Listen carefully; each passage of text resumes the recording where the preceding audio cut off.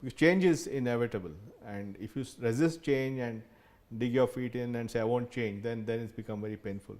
But if you embrace change and anticipate it and with confidence, then I find it's not a big deal.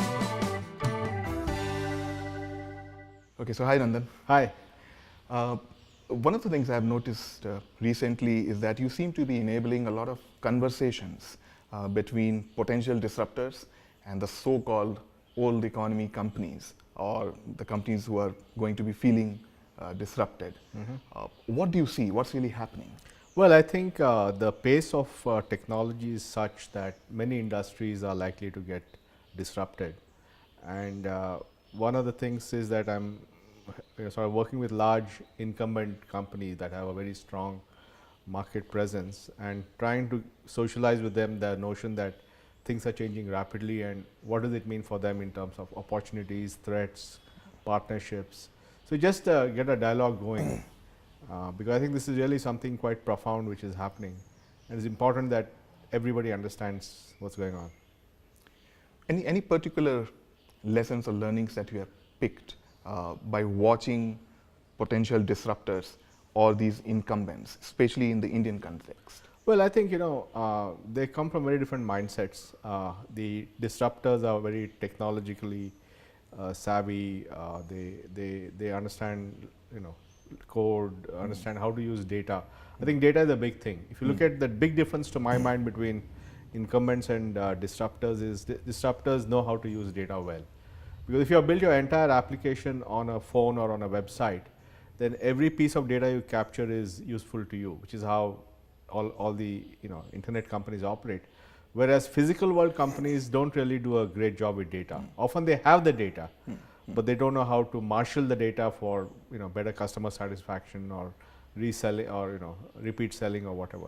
So I think how companies approach data is, I think, a big thing. The second thing is that I think disruptors tend to look at how to automate processes so that their physical presence is not required, since everything is being done online. Whereas traditional companies which have stores or bank branches or retail outlets, they think in terms of people and people servicing people.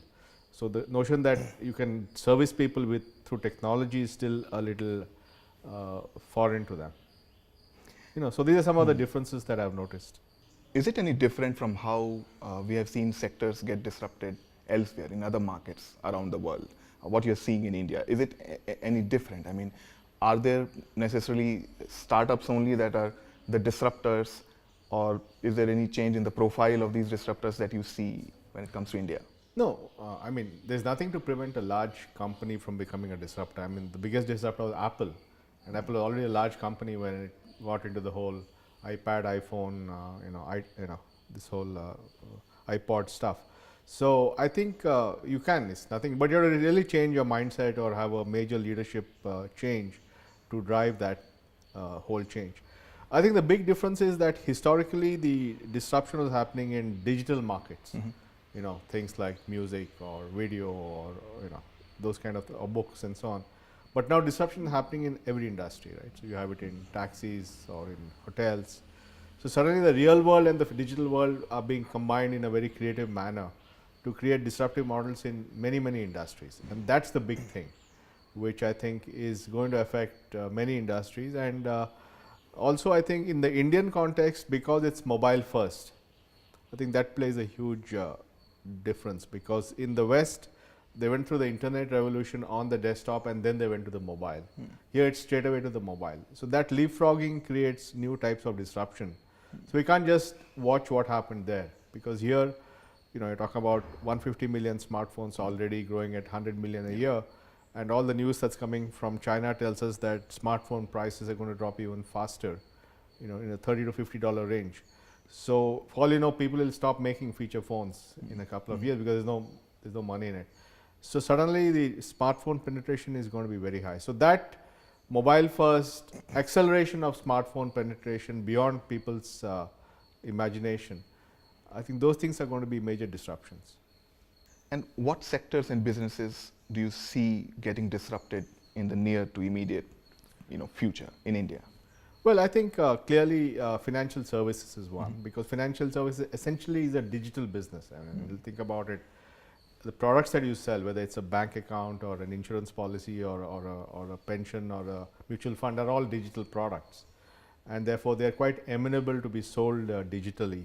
Credit, all these things can be sold digitally, and therefore I think that's the first one, because all the pieces of the puzzle to do banking and financial service in a dramatically different way are already in place.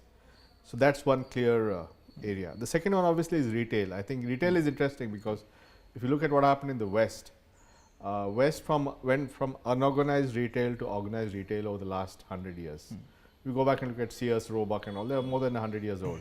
So the small mom and pop shop in the US sort of disappeared over time. I mean, you still had them, but the bulk was done through the Walmarts of the world. And then you had e-commerce and Amazon coming. In India, all these three things are happening simultaneously. You have millions of small retailers, they continue to exist. You have organized retail with Reliance Retail, Shoppers Stop and so on.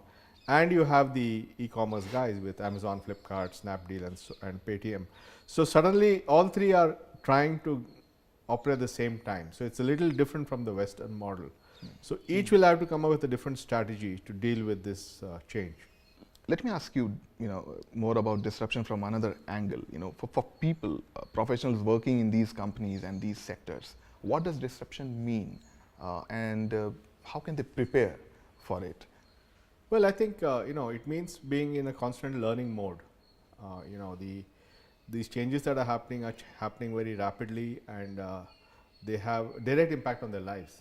I mean, companies can, if you are working in a company and you think you have a job there for the next 30 years, and that company suddenly gets caught in some technological chain that drives, that puts them out of business or reduces them, then you actually your job is at risk. Or even the same thing is happening with startups, right? Because if suddenly the funding is not there, then you have a challenge. So you need to be very aware of what's happening in the world, in the market, in the products, in the technology, and be up to date on all these trends. Not only just to be effective in your job, but to also understand the implications for yourself.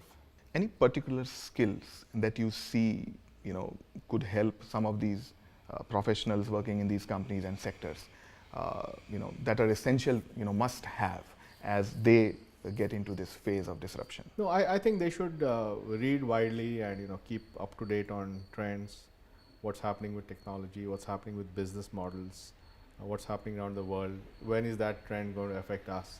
Is there a trend in India which is unique, which is different from those trends? Sure. So I think being up to date and knowledgeable, and maybe being part of groups or getting access to sites like yours which provide knowledge is very useful. There's also a question about whether people are getting paranoid about this disruption. Is it too early? And you did host chairman of State Bank of India recently in one of those discussions where we saw some startups being in the same room. What was your experience in watching that session? Is there a sense of urgency in incumbents, or is it like warranted, or people are overreacting? No, I personally think that it's not paranoia. I think it's real. I think the changes are going to come. They're going to come fast and furious. In fact, faster than we think. So it is. You can't be complacent right now. I think the SBI chairman, whom I know is extraordinarily competent. She's very forward-looking. She understands the the challenges that the technologies face. But the bigger challenge is it's a large organization with thousands of people. So it's not just about one person being convinced. It's about getting the entire organization to change, and that to me is the bigger thing. I think the mindset changes required. That's going to be the biggest challenge in the coming days for large incumbents to adjust to this new reality. How do you bring about that? Because a lot of large organizations seem to be struggling with this question because they're too big, and it's like they say you have to change engines of the plane in flight. Sure. So how do you bring about this mindset change that you're talking about? No, I think at least from my point of view, both me as well as the iSpirit organization is doing it through evangelization, through creating curated meetings between startups and these large companies, talks at events, trying to say, guys, this stuff's changing pretty rapidly. So I think that's the way to do it. But finally, see, one is the mindset change. The other is a lot of the assets they have today may no longer be relevant. Having a large workforce may no longer be relevant. Having lots of physical branches may no longer be relevant.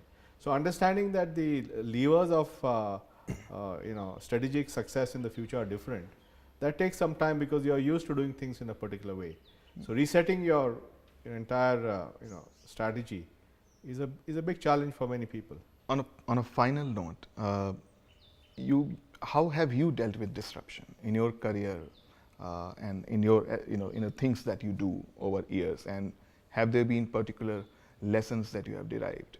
Yeah, I think you have to face the future with confidence, and you must face change with confidence, and you should embrace change, because change is inevitable.